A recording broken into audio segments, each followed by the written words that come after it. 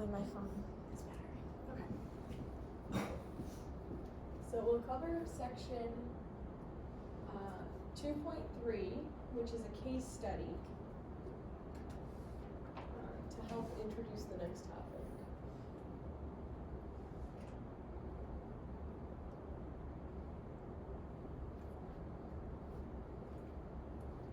Okay, so we're going to look at a case study from 1972. So as part of a study on gender discrimination, 48 male-based supervisors were each given the same personnel file and asked to judge whether the person would be promoted to branch manager, to the branch manager job that was described as routine. The files were identical, except that half of the supervisors had files showing the person was male, while the other half had files showing the person was female. It was randomly determined which supervisors got male and which got female applications. And of the 48 files reviewed, 35 were promoted. And the purpose of this study was to test whether or not females were unfairly discriminated against. So obviously the answer's on the board, but can someone tell me why this is an experiment and not an observational study? Because they're influencing? Yeah, because they're applying something to it to actually test.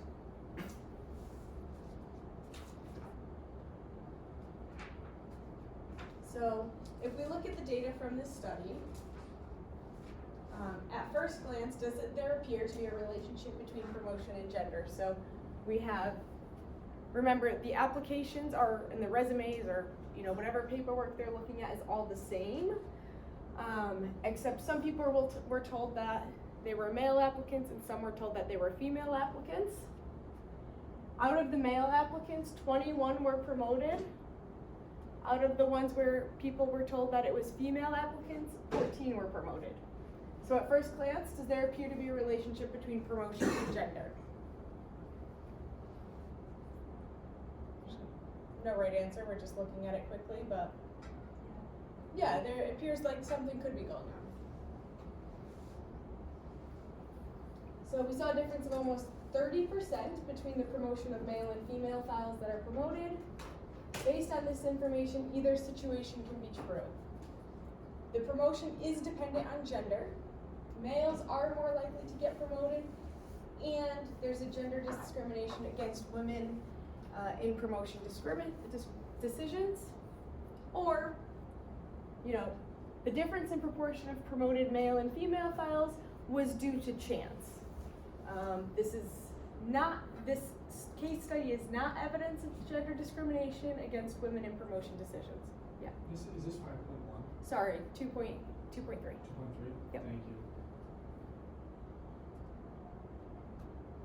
So based on the data, we can have two things going on. It could be true that this is going to always or consistently be true that there's some sort of discrimination, or this was just a weird study of people, or an experiment that had a specific sample of people that gave us a strange result.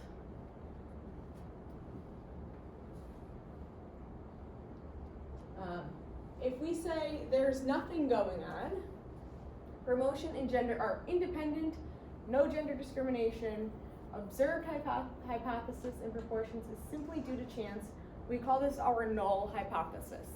This is the H stands for your hypothesis, and this sub-zero we call null. So that's our null hypothesis. Option 2 is there is something going on. Promotion and gender are dependent. Dependent meaning they depend on one another, they influence one another. There is gender discrimination. Observed difference in proportions is not due to chance. And this is our alternative hypothesis. We denote it with H with the sub A for alternative.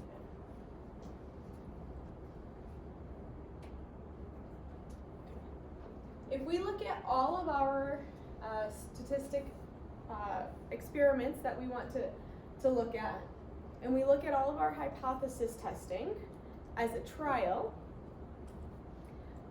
we would say the null hypothesis is that the defendant is innocent And the alternative hypothesis is that the defendant is guilty. We present the data, we present the evidence and collect data. Then we judge the evidence. Could the data plausibly have happened by chance if the null hypothesis were true?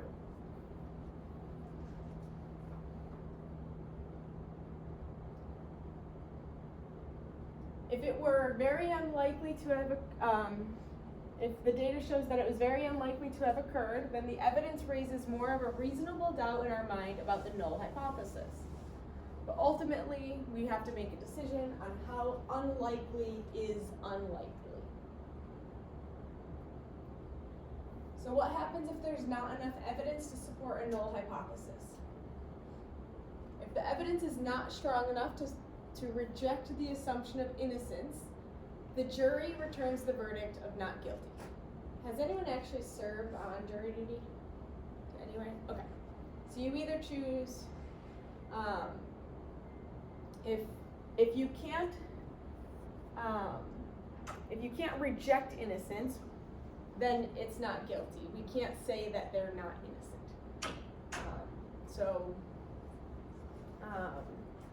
the jury does not say that the defendant is innocent. They just say that they don't have enough information to convict. The defendant may in fact be innocent, but the jury has no way of being sure. Right? On court TV shows, you're either guilty or not guilty. Nowhere in the courtroom does anyone say, I think the person is innocent. Said statistically, instead of saying guilty or not guilty, our not guilty is we fail to reject the null hypothesis. We never decide whether the null hypothesis is true, we just fail to reject it. So we can never accept the null hypothesis, in other words.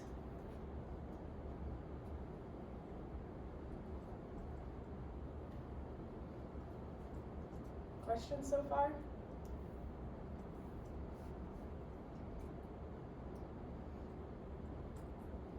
In a trial, the burden of proof is in the prosecution.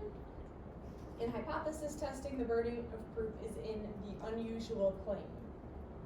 The null hypothesis is the ordinary state of affairs, or the status quo, and the alternative hypothesis is that we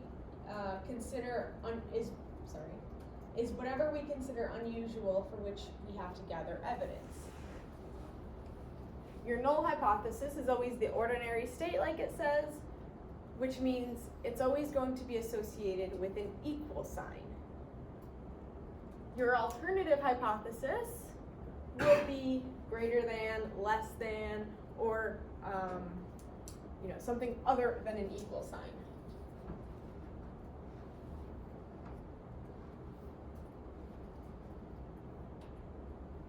We start with a null hypothesis that represents the status quo. We also have an alternative hypothesis that represents our research in question. We conduct a hypothesis test under the assumption that the null hypothesis is true via simulation or theoretical methods. If the test results suggest that the data does not provide convincing evidence for the alternative hypothesis, we stick with the null hypothesis. If the data does, on the other hand, if the data does provide convincing evidence for the alternative hypothesis, then we reject the null hypothesis in favor of the alternative hypothesis. Yeah. So in other words, you're saying that you start with the assumption that there's nothing going on, and then through the testing of the data and hypothesis, there is something going on. We say we reject the null hypothesis? Yes, yep.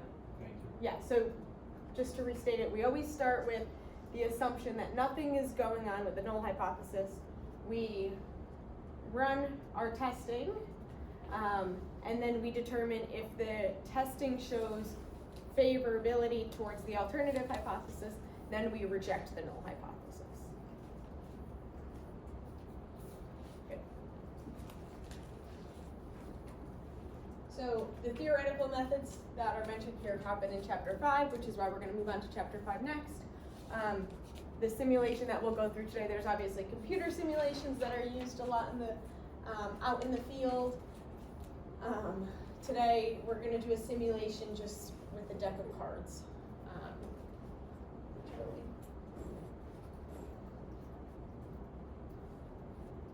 So if we simulate the experiment, and we're assuming independence for this case, if the results from simulations based on the chance model look like the data, then we can determine that the difference between the proportions of promoted files between males and females was simply due to chance, meaning promotion and gender are independent. If the results from the simulations that we're going to talk through based on this chance model do not look like the data, then we can determine that the difference between the proportions of promoted files between males and females was not due to chance. So essentially we're going to try to recreate this with the simulation and determine if we think the data that we looked at the beginning of class was due to chance or not due to chance.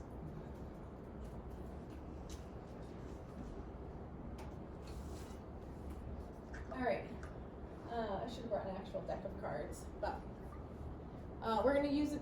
There's visuals to follow, but we're going to use a deck of cards to simulate this experiment. So face cards represent not promoted, and non-face cards represent someone who's promoted. We're going to call it aces face cards. We're not going to use jokers. We take out 3 aces. There are exactly 13 face cards left in the deck. Take out a number card, and there's exactly 35 non-face cards left in the deck. So that this is just setting up to line up our numbers to look like the experiment that we talked about at the beginning of class. So we have the correct total and the correct number of people who will be hired, or people who could be promoted, I guess. Shuffle the cards, deal them into 2 groups of size 24, representing males and females. Count and record how many files in each group are promoted, so how many number cards, and then calculate the proportion of promoted files in each group to take the difference. And then, in theory, we would repeat this 2 to 4 or however many times we want. Okay, so step 1 in the simulation would be to take 35 non-face cards and 13 face cards. Remember, non-face cards are promoted, face cards are not promoted. Shuffle them all up and simply divide the deck. And you can see if when we shuffle it up and divide the deck, this left-hand side is males. We see that 18 out of 24 males are promoted, and for females, 17 out of 24 were promoted. The difference being only 4%.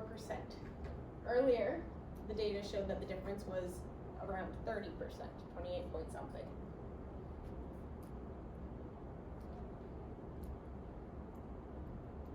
Do the results of the simulation that we just ran provide convincing evidence of gender discrimination against women, i.e. dependence between gender and promotion decisions?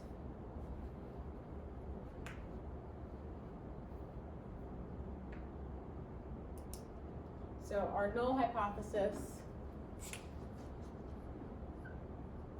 was that that the gender discrimination or gender and proportions were independent, and our alternative is dependent.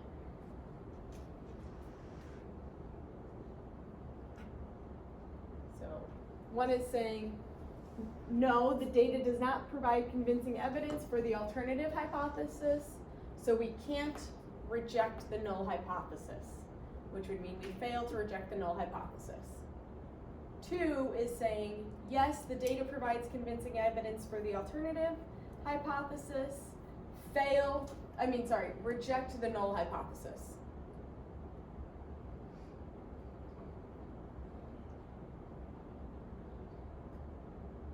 I think yes, just because there's a difference in 17 and 8, just because they're not the same number, but they are very close. Does that make a difference? Did I write this wrong on the board? Hold on. Well, I'm just looking at step 2 and 4, how there were 18 males promoted Mm-hmm. and 17 females promoted. And there is a difference. There's a slight difference, right? But a big enough one, I may have written my hypotheses wrong. Hold on.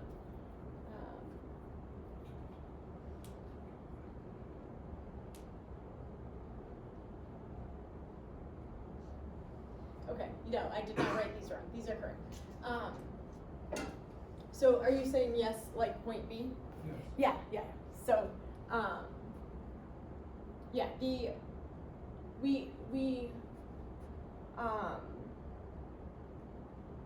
observed difference that we saw at the beginning of class in the data was due to gender, or we can hypothesize and,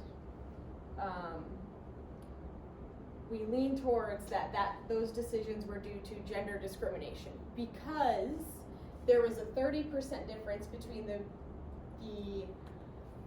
proportion of males and females that got promoted, whereas in our simulation there was only a 4% difference, right? So there's always going to be some difference by chance, right? And if we repeat this process many times, you know, there could be some situations where it is way favored to one gender based on the simulation, but yeah. If it was 18 and 18, like that, obviously the numbers have to be different, but if it was 18 and 18, would it be no? That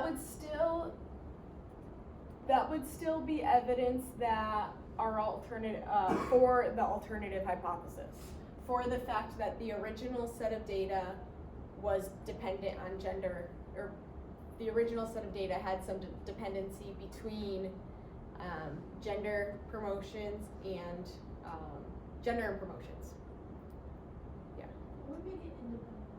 It would be independent, or we would fail to reject the null. So no, part B here, we're rejecting the null hypothesis. Part A is saying that we would fail to reject the null hypothesis.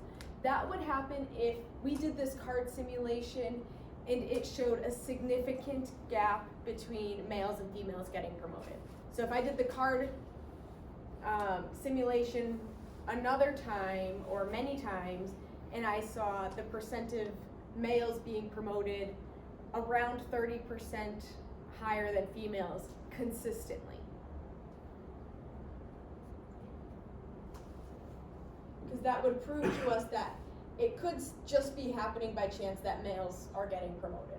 But our simulation shows otherwise, that it should be about 50-50.